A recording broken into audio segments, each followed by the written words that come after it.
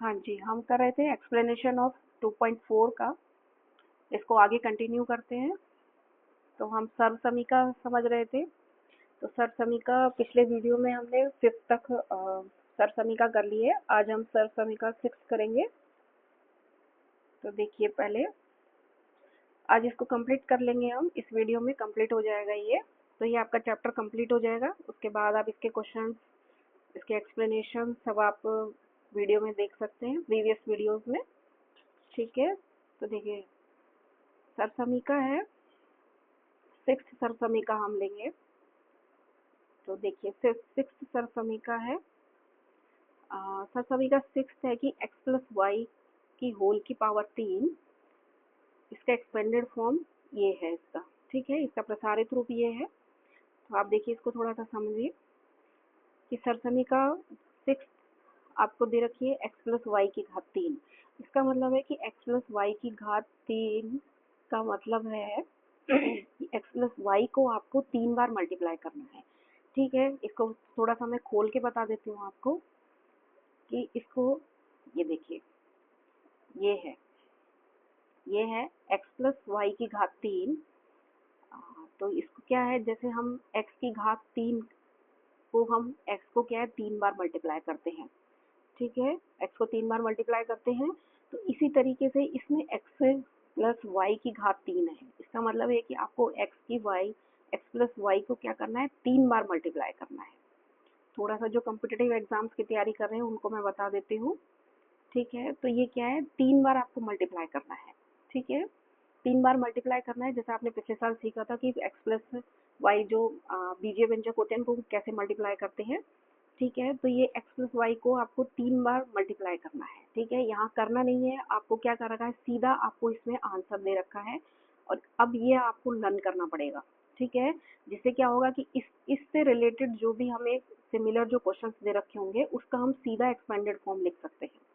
ठीक है, आया आपको समझ में। इसी तरीके से क्या करना है, तो ये x प्लस वाई की घात 3 का एक्सपेंडेड फॉर्म जो प्रसारित रूप होता है वो होता है x की घात 3 प्लस वाई की घात 3 प्लस 3xy अंदर ब्रैकेट में x प्लस वाई। ठीक है, आप इसको मल्टीप्लाई करके देख सकते हैं, अपना क्लियर कर सकते हैं। इसका फॉर्म, इसका मतलब इसका वही है। ठीक है, तो लेकिन अब आपको क्या करना है, इसको डायरेक्ट याद रखना है। ठीक है, वैसे ज़्यादा टफ नहीं है, जैसे जैसे आप क्वेश्चंस करेंगे वैसे वैसे आपको याद हो जाएगा, आपको एक्स्ट्रा एफर्ट लगाने की ज़रूरत नहीं है। ठीक है, अब देखिए इसी तरीके से क्या है, सरसमीका 7th हमें दे रखी है। सरसमीका 7th में क्या कर रखा है, सिर्फ x प्लस वाई की जगह x माइनस वाई हमें दे रखा है। ठीक है, x प्लस माइनस वाई का आपका एक्सपेंडेड फॉर्म ये है और ये है। ठीक है, देखिए आपको क्या है, एक चीज़ और मैं बता देती हूँ कि क्या होगा क्वेश्चंस में, आपको जब इस फॉर्म में दे रखा होगा तो आपको बोलेगा इसका गुणनखंड निकालिए, और यदि इस फॉर्म में दे रखा होगा आपको तो बोलेगा इसका प्रसारित रूप लिखिए। ठीक है, एक्सपेंडेड फॉर्म लिखिए, प्रसारित रूप एक्सपेंडेड फॉर्म एक ही बात है। ठीक है, तो ये दोनों सरसमीका आपको समझ में आ गई। सिर्फ ध्यान रखना है कि x की जगह कुछ दे रखा होगा, y की जगह कुछ दे रखा होगा, आपको उसको पुट करना है। ठीक है, देखिए नीचे देखिए एग्जाम्पल नंबर 7 है। देखिए एग्जाम्पल नंबर 7 का फर्स्ट है 3a प्लस 4 की घात 3 है। ठीक है, इसको आपको क्या करना है, प्रसारित रूप में लिखना है। मैंने आपको बताया था कि इसके यदि एक्सपेंडेड फॉर्म प्रसारित रूप में लिखना हो तो आपको बोलेगा प्रसारित रूप में लिखिए, और यदि इस तरीके से दे रखा होगा तो आपको बोलेगा कि वो गुणनखंड के रूप में लिखिए। ठीक है, आया आपको समझ में। तो देखिए यहाँ क्या कर रखा है, x की जगह 3a दे रखा है और y की जगह 4 भी दे रखा है। ठीक है,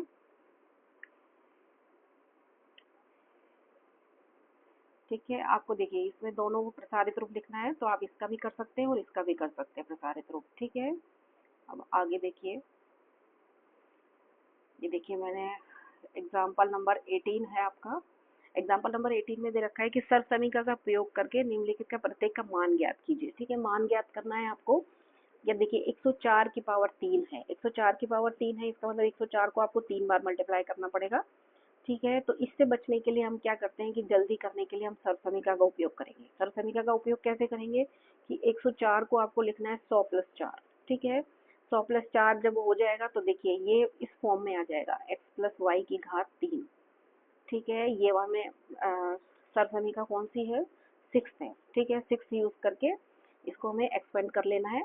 ये देखिए, इसको हमें एक्सपेंड कर लेना है इस फॉर्म में और इसका आंसर निकाल लेना। बहुत इजी है, कोई ज़्यादा नहीं है, सिर्फ आपको ये ध्यान रखना है।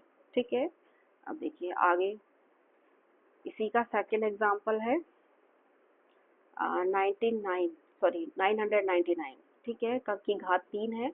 इसको इसने क्या लिख लिया, 1000 - 1। ठीक है, ये ध्यान रखना कि आपको क्या करना है, 1000 ये जो जीरो वाले होते हैं, 1000 हो गया, 100 हो गया, मतलब 1000 हो गया, 10 हो गया या 100 हो गया, तो इस तरीके से आपको ले लेना है। ठीक है, और देखिए ना ये क्या है, 999 है। 999 को हम कैसे लिख सकते हैं, लिख सकते हैं 1000 - 9। ठीक है, फिर अब आपको इसको क्या करना है, एक्सपेंडेड फॉर्म लिख लेनी है आपको। इसकी एक्सपेंडेड फॉर्म वो सर्वसमीका यूज करके, इसमें कौन सी सर्वसमीका लगेगी, ये वाली लगेगी, x - y की घात 3। ठीक है, इसकी एक्सपेंडेड फॉर्म होती है कि x का स्क्वायर माइनस वाई का स्क्वायर माइनस 3xy और x माइनस वाई। ठीक है, यहाँ x की जगह क्या दे रखा है आपको, 1000 ले लिया आपने, और एक की जगह क्या दे रखा है, 2 दे रखा है। ठीक है, सिंपल सा है। फिर आपको इसको जब सिंप्लीफाई करेंगे तो ये आ जाएगा, इसको सरल करने के बाद। ठीक है, वैसे तो जैसे भी क्वेश्चंस मैंने दे रखे हैं, हर क्वेश्चन पे वीडियो बना रखा है, आप जाके देख सकते हैं, वहाँ मैंने बहुत अच्छे से एक्सप्लेन कर रखा है। ठीक है, इसीलिए यहाँ थोड़ा जल्दी से बताती हूँ मैं, क्योंकि हमें सिर्फ एक्सप्लेनेशन करना है, लेकिन एग्जाम्पल करना ज़रूरी होता है। ठीक है, अब देखिए एग्जाम्पल नंबर 19। एग्जाम्पल नंबर 19 थोड़ा टिपिकल है। ठीक है, देखिए क्या है कि आपको एक एक्सपेंडेड फॉर्म दे रखी है। ठीक है, जिसके आपको क्या करना है, गुणनखंड। अभी मैंने आपको बताया था कि अगर एक्सपेंडेड फॉर्म दे रखी है तो वो आपको क्या करेगा, गुणनखंड करने के लिए बोलेगा। ठीक है, तो आपको गुणनखंड करने के लिए क्या करना है, इसमें आपको देखिए इसको पहले क्या करना है कि प्रसारित रूप में चेंज करना है। ठीक है, प्रसारित रूप में चेंज करना है, इसको मैं थोड़ा बड़ा कर देती हूँ। ये देखिए, प्रसारित रूप में लिखने के लिए क्या करना है, देखिए 8x की घात 3 है, इसको लिखा है 2x की घात 3। ठीक है, अगर यदि इसको मैं खोलूंगी तो वापस 8x की घात 3 आ जाएगा। ठीक है, इसीलिए सिंपल सा इसमें सिर्फ कन्वर्ट कर रखा है, इसको इसमें कन्वर्ट कर रखा है, इसको इसमें कन्वर्ट कर रखा है, इसको सिर्फ इसीलिए कर रखा है कि आपको क्या करना है, इसको प्रसारित रूप में चेंज करना है। ठीक है, अब देखिए यहाँ इसको ये प्रसारित रूप में चेंज कर दिया है इसने। ठीक है, ये तो एग्जाम्पल है। आप क्वेश्चन पे देखिए मैंने बहुत अच्छे और अच्छे तरीके से समझा रखा है। यहाँ तो थोड़ा लिखने की जगह नहीं है, इसलिए मैं बता नहीं सकती हूँ, अदरवाइज आप वीडियो जाके देख सकते हैं बहुत अच्छे से। आप ऐसे इसको भी अगर समझे कि 27y की घात की 3 है, 27y की घात 3 को हम लिखते हैं 3y की घात 3। ठीक है, देखिए इसको हम खोलेंगे तो यही आएगा, थोड़ा सा दिमाग लगाने की जरूरत है। तो ये क्या होगा, एक्सपेंडेड फॉर्म में चेंज हो जाएगी, प्रसारित रूप में चेंज हो जाएगी। फिर आप इसको क्या करेंगे, गुणनखंड रूप में लिख लेंगे, तो और इसको 3 बार मल्टीप्लाई करके लिखेंगे तो ये क्या होगा, गुणनखंड के रूप में चेंज हो जाएगा। ठीक है, आया आपको समझ में। घात 3, x की घात 3 या x प्लस वाई की घात 3 में ये आपकी सिर्फ 2 ही सरसमीका है जो आपको याद रखनी है। ठीक है, आगे चले। ठीक है, आगे देखिए आगे है आपकी सरसमीका 8th। It's very important for competitive exam. ठीक है, और वैसे भी बहुत इम्पोर्टेंट है ये, आगे बहुत काम आने वाली है। ठीक है, तो सरसमीका 8 है कि देखिए x प्लस वाई की घात, x की घात 3, y की घात 3, z की घात 3 माइनस 3xy। ठीक है, और ये इसकी एक फॉर्म दे रखी है। ठीक है, एक रूप दे रखा है कि आपको यदि इस रूप में कुछ दे रखा है तो आपको इस रूप में चेंज कर सकते हैं आप। ठीक है, आया कुछ सिंपल सा है, ज़्यादा कुछ नहीं है। आपको क्या करना है कि ये देखना है, यदि इस रूप में दे रखा है तो वो इस रूप में पूछेगा, अगर इस रूप में दे रखा है तो वो आपको इस रूप में पूछ लेगा। ठीक है, सिंपल सा है। तो देखिए क्या है, ये इसका प्रसारित रूप है और ये इसका गुणनखंड रूप है। ठीक है, इस तरीके से देगा तो वो बोलेगा कि आप गुणनखंड कीजिए, और इस तरीके से दे रखा होगा तो आपको पूछेगा प्रसारित रूप लिखिए। ठीक है, ओके, ये देखिए, ये देखिए क्या है, 8x की घात 3, y की घात 3, ये देखिए ये इस सरसमीका के रूप में दे रखा है। ठीक है, और आपको पूछा है गुणनखंड कीजिए, सॉरी मैंने थोड़ा गलत बता दिया, ये गुणनखंड रूप है और ये इसका प्रसारित रूप है। ठीक है, कैसे भी समझ लीजिए, ये इसका गुणनखंड रूप इसीलिए है क्योंकि ये बीच में मल्टीप्लाई गुणनखंड के रूप में है, खंडों के रूप में है। ठीक है, थोड़ा सा गलती हो गई थी मेरे से बताते बताते। तो ये आपका गुणनखंड रूप है, ठीक है। हाँ, तो देखिए इसको क्या कर रखा है, लिखा है इसमें कि इसके गुणनखंड कीजिए। तो आप इसको क्या करेंगे, इससे तुलना करेंगे इसकी, कि इसमें x की जगह क्या दे रखा है, इसमें y की जगह, अब देखिए x की जगह इसमें ये दे रखा है, ठीक है, इस y की जगह ये दे रखा है, z की जगह ये दे रखा है, ठीक है, और 3 xyz की जगह दे रखा है ये। तो आपको क्या करना है कि इसको क्या करना है, इस फॉर्म में चेंज करना है। देखिए यहाँ से इसको, देखिए यहाँ इस फॉर्म में आपको चेंज कर लिया है इसमें। आया आपको समझ में? वही देखिए 8x की घात 3 है तो 2x की घात 3, y की घात 3 तो y की घात 3, 27z की घात 3 है तो 3z की घात 3, ठीक है। और ये है 18xyz, ये है 3xyz,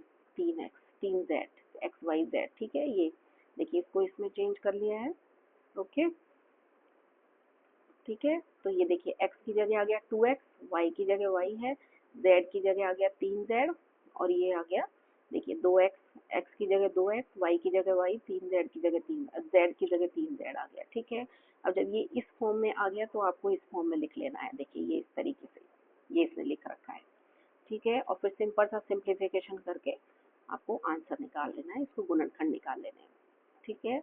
आया आपको समझ में? अगर नहीं, अब भी यदि समझ में नहीं आया तो आप जाके क्वेश्चन ट्राई कीजिए। मैंने हर क्वेश्चन को बहुत अच्छे तरीके से समझा रखा है, आराम से देख सकते हैं आप, ठीक है। तो ये हमारा एक्सप्लेनेशन आज कंप्लीट हुआ 2.4 का, ठीक है। तो ये बहुपद वाला चैप्टर हमारा इस वीडियो में खत्म हो रहा है, ठीक है। अच्छा, इसका ये जो सारांश आपको दे रखा है, देखिए ये इसको एक बार आप जरूर पढ़िएगा क्योंकि इसमें से कभी कभी क्वेश्चन आ जाता है, ठीक है। इसमें कुछ भी समीकरण समझा रखी है, कुछ रैखिक बहुपद, जैसे इसमें देखिए मैंने आपको बताया था रैखिक बहुपद, द्विपद, त्रिपद, एक पद, ये सब मैंने आपको स्टार्टिंग के वीडियो में बता रखा है जब हमने बहुपद स्टार्ट किया था, ठीक है। जैसे 3 घात वाले बहुपद को त्रिघातीय बोलते हैं।